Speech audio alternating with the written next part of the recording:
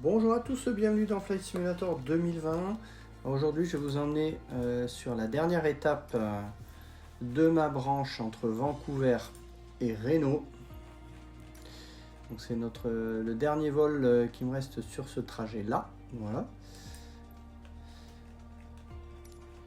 Un petit vol de 19 minutes, assez court, mais voilà, on va en profiter pour aller faire notre arrivée à Reno en VR.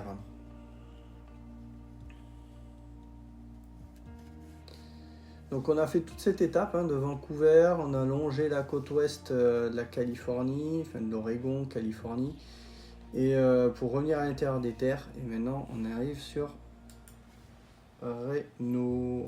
Alors on va basculer en VR. Alors non, j'ai fait un petit reshade qui devrait améliorer un peu les couleurs. Alors les couleurs me paraissent plus jolies, alors je sais pas si ça rend aussi en VR.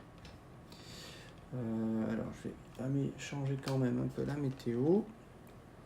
Bon, quoique, on a quelques nuages, ça peut être sympa. On va rester comme ça.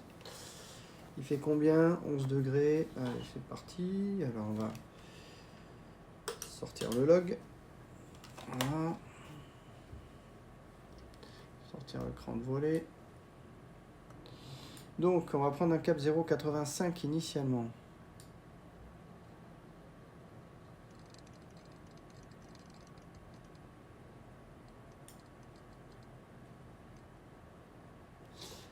Ok, après le décollage, dirigez-vous vers l'est, vers Pyramid Lake.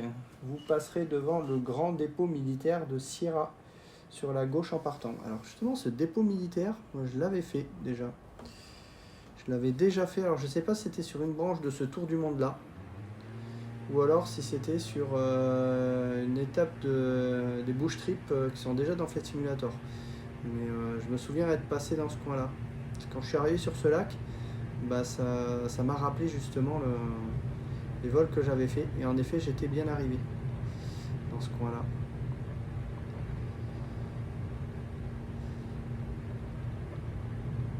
Airborne, vario positif le train.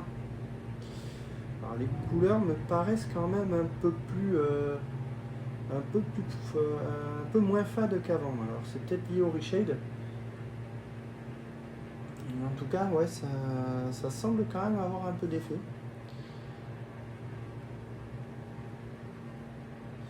Après, en termes de résolution, oui, c'est joli. Ça, j'ai pas le sentiment que ça change énormément. Voilà. Donc, on se dirige vers Pyramid Lake. On va se remettre sur le trait. On fait voler.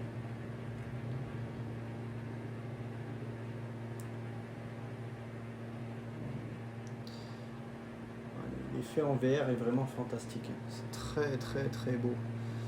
J'adore ces paysages désertiques. Ça me fascine en VR. Donc là, on voit vraiment le dépôt de munitions. Donc ça doit être des dépôts de l'US Air Force ou de l'armée de terre, l'US Army, je ne sais pas. En tout cas, voilà, on voit la taille, ça s'étend sur des kilomètres.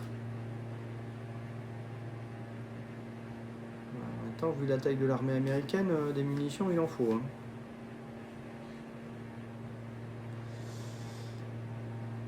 Alors, on va se stabiliser à peu près ici, là, à environ de 6000 pieds. On va laisser accélérer. C'est vraiment des paysages à couper le souffle, c'est super beau, quoi. Alors, on va dire un peu, on va préparer le pilote auto.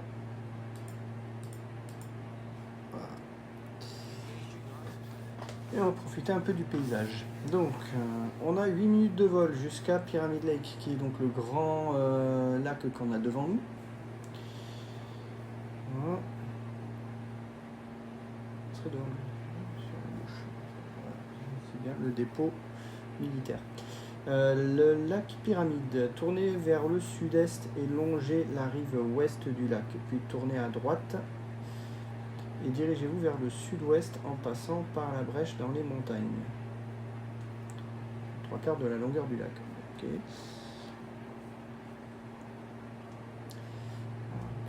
ce que ça donne. Ah non, Pyramid Lake, en fait, c'est de l'autre côté. C'est pas ce lac-là.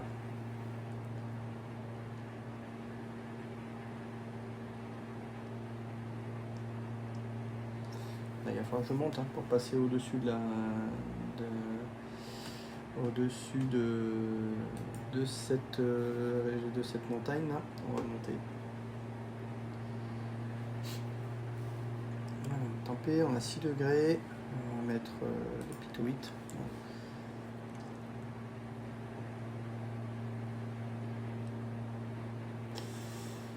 Donc ouais, on est revenu après avoir traversé des paysages très très différents. On avait les montagnes très boisées, la côte, des lacs.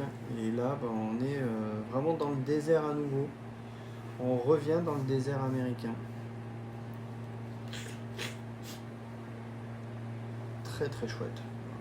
Vraiment en VR, c'est superbe. Donc j'ai précommandé, enfin je me suis inscrit sur les précommandes pour le Pimax Crystal Light. Donc j'espère avoir bientôt un retour pour savoir quand est-ce qu'ils pourront débuter les livraisons. Alors certains pensent que ça pourrait débuter dès le mois prochain, dès le mois de mai.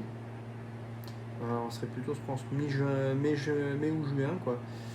Bon, bref, je serais vraiment curieux de pouvoir tester ce casque et de voir ce qu'il apporterait. Alors certains parlent qu'on a un champ de vision un petit peu plus large. Ce qui se remarque quand même. Mais par contre, en termes de rendu visuel, il paraît que c'est bluffant. C'est bluffant. Donc déjà que là, je suis déjà bluffé avec le Pico 4. J'imagine même pas avec le Crystal ce que ça va donner. Et après, reste à voir après en termes de performance, de voir si va falloir que je baisse un peu les graphismes. Alors peut-être pas, parce que visiblement Pimax a inclus une technique d'upscaling qui permet de diminuer la résolution en fait dans le jeu, et le casque va augmenter la résolution de manière fictive, ce qui fait qu'en fait ça pourrait compenser le fait d'avoir une carte graphique moins puissante. Ce que Pimax a annoncé, qui est quand même très intéressant, c'est qu'ils ont pris l'exemple d'une RTX 2060 qui est quand même assez ancienne. Je rappelle qu'avant j'avais une 3080 et aujourd'hui je suis maintenant sur une 4070 Ti Super. Autant dire que par rapport à une 2060, c'est le jour et la nuit, quoi. Et donc ils arrivent visiblement à faire tourner le Pimax Crystal sur le Crystal Light sur une 2060 en diminuant la résolution. Alors je ne sais pas ce que ça donne en termes de rendu visuel sur une carte graphique qui est beaucoup moins performante. Mais si ça marche sur une 2060, autant dire qu'avec ma 4070 Ti Super, je ne devrais pas trop m'inquiéter. Voilà. Donc voilà, on passe au-dessus de notre petite montagne là, c'est très très beau. Est-ce que j'ai vraiment le sentiment que c'est plus joli qu'avant les couleurs? J'ai le sentiment quand même que ce reshade a donné quelque chose de... Ouais, les couleurs sont un peu plus vives. Elles sont quand même plus vives que ce que j'avais avant. Il faudrait que je vois avec une météo différente, parce que j'ai tendance à voler avec une météo classique. Est-ce que là vraiment ça se voit? J'ai quand même le sentiment que les couleurs sont un peu plus vives sur le terrain. Les terrains à côté, ça me paraît mieux quand même. On va rester comme ça sur la météo. Mais ouais. J'ai le sentiment que c'est quand même un petit peu mieux sur les couleurs. Alors ça doit pouvoir s'améliorer. Mais je pense que c'est surtout sur un écran, un moniteur que ça doit vraiment se voir. Donc on arrive là, il va falloir qu'on tourne ensuite vers le sud-est. Donc à droite, on va allonger un peu ça.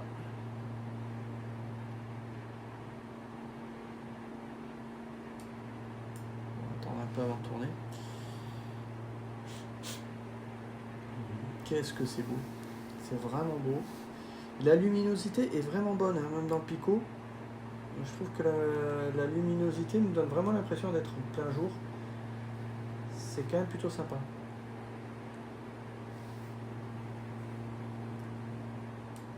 Allez, on va tourner. Allez, moi c'est une montagne, comme c'est superbe. Alors, je sais bien que dans le casque, enfin dans la vidéo, on s'en rend pas compte, mais dans le casque, c'est impressionnant.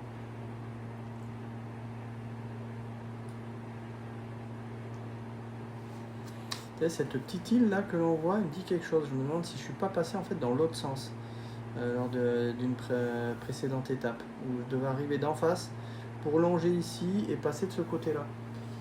Ouais.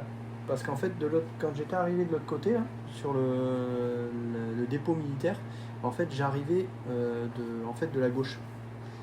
J'avais longé une montagne qui me faisait arriver sur ce dépôt. Et donc là, ouais, ça semble correspondre à ce que j'avais vu. Je me souviens de cette rivière là qui vient dans ce lac.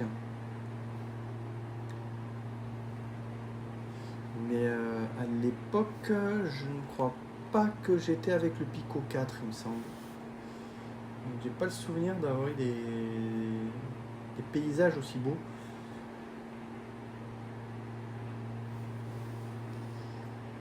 C'est vraiment bluffant.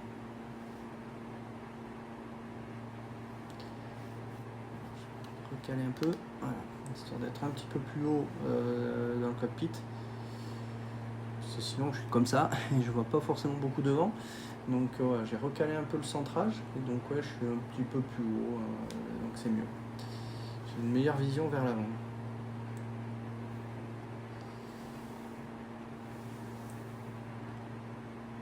C'est superbe ces paysages, quoi. On avance tranquillement, on profite un peu à droite, à gauche. C'est vraiment ça qui est sympa sur la VR, c'est que on tourne la tête naturellement pour observer le paysage comme on le ferait en vrai, quoi. Ça c'est déjà très sympa, mais il n'y a pas que ça que j'ai remarqué. Souvent dans les anciens Flight Simulator ou même quand on est sur un écran, on a tendance à prendre des repères devant au niveau des écrans, de voir si on monte, si on descend. Et ce qui est, quand on fait après de l'avion en aéroclub, c'est parfois un reproche qui peut être fait par certains instructeurs de regarder trop les instruments. Parce que c'est une habitude que l'on prend en simulateur de vol, notamment quand on travaille sur un écran. Alors que là, en VR, je trouve que ça change radicalement parce qu'en fait, on a tellement cette impression de 3D, cette impression d'être immergé dans cet environnement 3D, que en fait, les écrans du cockpit, je les regarde très peu, je les regarde vite fait pour avoir une info, je regarde hop, hop, et je regarde dehors, je regarde mon horizon, je regarde comment l'avion réagit. Et ça, ça permet d'avoir, je pense, des bonnes habitudes pour ensuite voler en aéroclub, de prendre cette habitude de regarder dehors, de piloter en regardant l'horizon, et non pas en regardant des instruments. Et ça, c'est vrai que c'est quand même quelque chose d'important. Alors, une brèche dans les montagnes. On va tourner. Hop.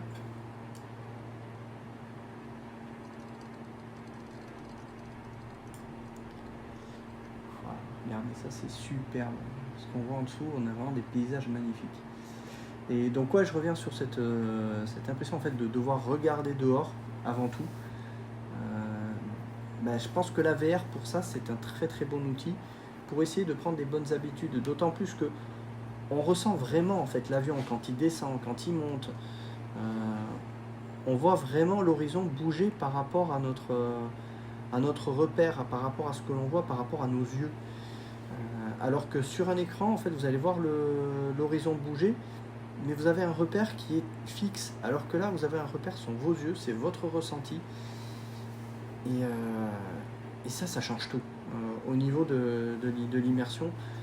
C'est pour ça que vraiment la VR, c'est pour ça que j'arrête pas de le dire, c'est l'avenir de la simulation de vol, clairement. Ça vous immerge dedans et en termes de pilotage, ça vous permet, je pense, déjà de prendre certaines bonnes habitudes dès le départ. Par rapport à le fait de piloter sur un écran où là vous allez plus faire de l'IFR. Si vous faites du vol en IFR, je pense que le travail sur un écran est plus simple parce que vous aurez un cockpit qui sera plus stable. Quand vous avez des turbulences, ça peut vite bouger dans le casque, je pense. Donc pour regarder des écrans, c'est peut-être moins pratique. L'IFR, ouais, travailler sur un écran, ce sera pas gênant. Par contre, faire du VFR, là la VR est quand même mieux. Alors il faudrait que je me mette à faire aussi de l'IFR quand même. Depuis que j'ai Flight Simulator 2020, j'en ai quasiment pas fait, pour ne pas dire j'en ai pas fait. Voilà. Je n'ai fait que du VFR, tellement j'ai été bluffé par le rendu visuel que l'on a dans le jeu. En fait je n'ai pas fait de vol IFR. Donc ouais, ça serait bien que je m'y mette pour voir un petit peu ce qu'on peut en tirer là-dessus. Vous avez là-dessus des cours qui sont très bien, notamment FS Academy. D'ailleurs, il faut que je teste aussi. J'avais acheté FS Academy pour la partie navigateur, où vous faites des navigations. Il faudrait que je teste parce que je trouve que le principe était vraiment bien. Là, je me suis plus penché sur le fait d'avancer un peu mon tour du monde, mais ça serait pas mal que je fasse ce truc-là. Vous avez également des bush trips qui sont très intéressants. Merde, comment ça s'appelle? C'est notamment en Écosse. Ah, ça va me revenir. Qui sont payants, mais qui sont très bien faits, avec un livret qui vous permet de découvrir un peu la région, d'aller chercher un côté historique des régions que vous allez survoler. C'est vraiment très très sympa. C'est quoi? C'est Sim Tour ou Tour Sim, voilà. Tour Sim, c'est fait par un Français, c'est très sympa. J'ai fait une vidéo sur ma chaîne pour présenter déjà un premier vol.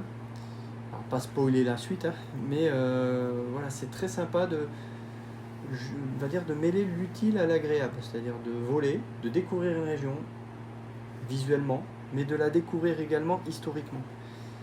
Et ça, je trouve que c'est très malin, ça permet vraiment d'aller plus loin dans la simulation et de dépasser ce simple cadre d'un simple jeu en fait.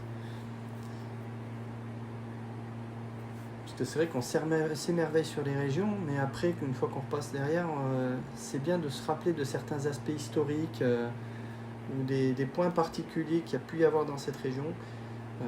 Ça reste toujours instructif comme ça. Donc on arrive, Renault qui va être dans ce coin-là, on arrive au bout de notre étape. C'est super chouette, vraiment super chouette. En fait, on n'a pas fait en fait une ligne droite, hein. Quand on regarde, on a juste fait un petit contour. On aurait pu faire une ligne droite indirecte d'ici, hop, ben non, il nous a amené quand même visiter le Like Pyramide pour ensuite revenir par là.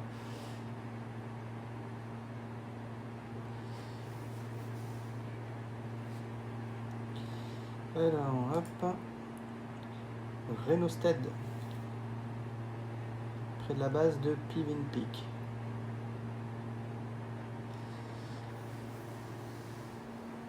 On commence déjà à voir la piste, hein, je pense. Hop, entre les deux lacs. C'est tellement beau. Limite, je me dis que souvent sur ces étapes-là, les vols sont parfois trop courts, 20 minutes. Alors c'est bien le soir parfois, quand on rentre le soir, il y a les enfants à s'occuper. Entre le moment où les enfants sont au bain et le moment où il faut préparer à manger, parfois j'aime bien me faire une ou deux petites étapes comme ça. Mais c'est vrai que quand on a le temps, des étapes de 20 minutes c'est presque trop court.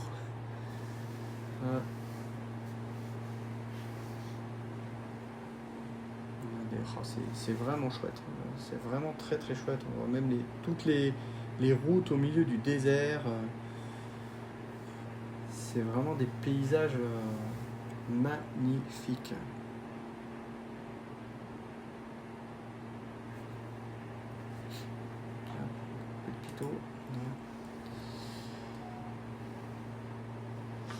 Alors on voit bien la piste en face, hein, voilà.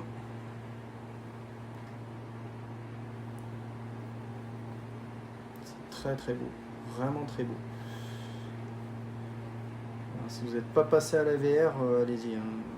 Vraiment je vous recommanderais limite pour Flight Simulator la 3080 qui est pourtant déjà une bonne carte, même encore aujourd'hui, hein, c'est une carte milieu de gamme. Pour la VR, j'avoue qu'elle est un peu limitée quand même. Pour le Pico, hein, en tout cas. Vraiment, j'avais eu, lors du passage de la 3080 à la 4070 Ti Super, j'avais vraiment pu augmenter ce facteur de 1,1 à 1,5 et ça change tout, le visuel que l'on a dans le casque, mais surtout la fluidité. On a une fluidité à Conjunction qui c'est fantastique. Alors j'ai pas tous les réglages à fond, ça c'est clair, hein. Je suis plutôt en moyen, il y a des réglages que j'ai baissés volontairement pour conserver de la fluidité. Et déjà quand on voit là, mais c'est superbe, j'imagine même pas la même image dans un Pimax Crystal, quoi. Donc on a notre terrain de Reno, près de la base de Pigeon Peak. Alors, la base de Pigeon Peak, je sais pas trop ce que c'est.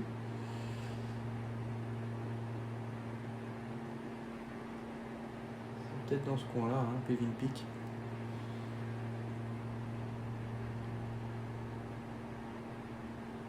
On va se mettre en descente, hein.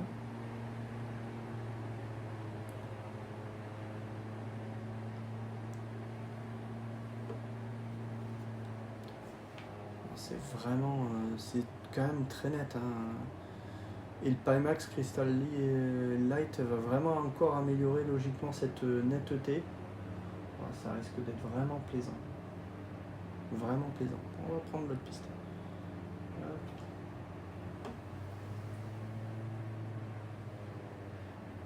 C'est vraiment cette liberté de tourner la tête dans l'avion comme on pourrait le faire en vrai. Ça, cette liberté, c'est vraiment chouette, hein. C'est très naturel. On reprend en fait des réflexes qui sont naturels, de tourner simplement la tête, voilà, pour voir où est-ce qu'on est, où est notre piste. C'est vraiment bien. On voit les montants me gêneraient, hein. Sinon si j'étais vraiment dans un écran, ça me gênerait, typiquement. Donc pour voir la piste, je serais embêté. Bah là j'ai juste à baisser la tête et je vois tout. Voilà, donc ça c'est vraiment chouette. Allez, on va sortir le train.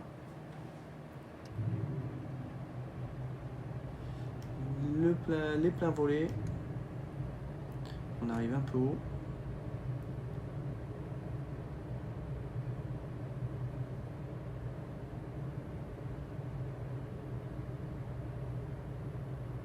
On va être bien. On va rechercher notre plan. On va être bien.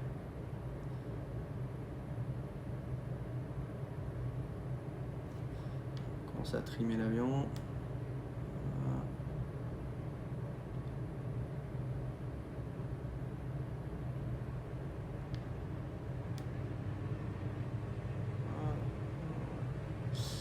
On va arriver tranquillement sur nos peignes. Un petit peu de puissance.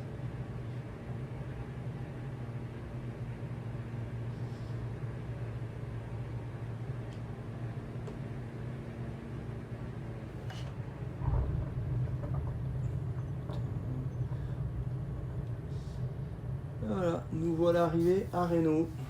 Une jolie montagne là. Bienvenue dans le désert. Et voilà pour cette étape. Voilà, terminé l'étape de ce bush trip. Je vais pouvoir continuer tranquillement mon tour du monde sur d'autres endroits. Alors, est-ce qu'on va suivre menu des voyages, on va voir ça. Donc on a terminé à Reno, là on pourra faire Reno vers Los Angeles, ce qui peut être sympa aussi, hein. Voilà. Donc ça va nous ramener vers des zones un peu plus boisées, hein, visiblement ici. On va repasser par des zones un peu plus boisé. On va revenir vers une région qui est un peu plus verte, jusqu'à revenir à Los Angeles. Ce sera la dernière étape. Voilà. Une ville qui va être immense, hein. Los Angeles, c'est vraiment immense. Regardez, encore des étapes dans le désert. Ça va être vraiment sympa. À Mojave, tiens, Mojave. Très connu, Mojave. Voilà, des belles étendues de terrain, enfin de champs agricoles. Bon, voilà, c'est vraiment une expérience fantastique, ces bush trips. Vraiment, ce bush trip, j'adore. Vous avez énormément d'étapes. Alors, je vous parlais tout à l'heure de FS Academy, voilà, Navigator. Vous avez Voyageur aussi que j'ai. Et il y a ça aussi qu'il faudra que je teste. C'est des vols qui ont été faits en Zlin dans les années 60-70, je sais plus, 66, par deux gamins Et donc il y a quelqu'un qui a recréé toutes les étapes de leur vol. Ils ont traversé une bonne partie des États-Unis. Franchement, ça aussi, c'est un truc que vous pouvez télécharger gratuitement sur flysim.to. Et je pense que l'étape peut être très sympa, d'autant plus que moi j'adore ces petits avions à aile haute où on a une bonne vision vers le sol. Franchement, ça sera à tester. Et il y a quand même pas mal d'heures de vol. Alors là, on a des étapes qui sont quand même un peu plus longues. 43 minutes, 30 minutes, ouais, c'est assez variable. 8 minutes, voilà, 1h28. Oh la vache. Donc voilà, là on a des étapes de vol qui sont un peu plus longues, qui pourront être, je pense, plus sympas. Alors c'est un avion qui ne va pas avancer très vite, mais le petit Piper Cub, vraiment un petit avion mythique, qui fait partie de mes avions préférés en VFR. Donc ouais, ce sera à faire. Voilà. Donc voilà pour cette vidéo, assez courte, mais voilà, un petit vol que je voulais vous faire partager. Et je vous dis à bientôt.